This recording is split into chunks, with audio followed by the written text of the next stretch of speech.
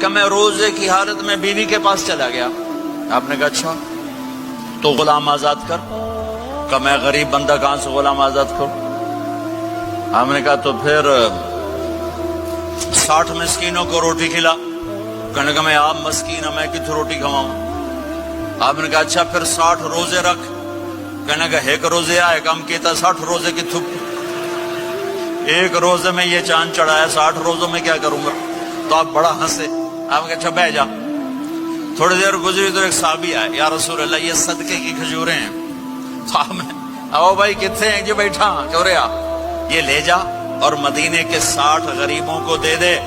وہ کہنے لگا یا رسول اللہ اللہ کی قسم مدینے میں مجھ سے بڑا غریب کوئی نہیں، تسی نہیں کرو، میرا جرمانہ مینوں ہی حلال کرو.